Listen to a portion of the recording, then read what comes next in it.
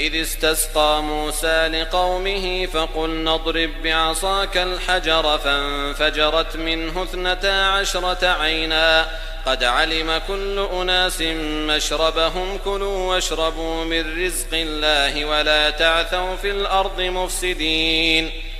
وإذ قلتم يا موسى لن نصبر على طعام واحد فادع لنا ربك يخرج لنا مما تنبت الأرض من بقلها وقثائها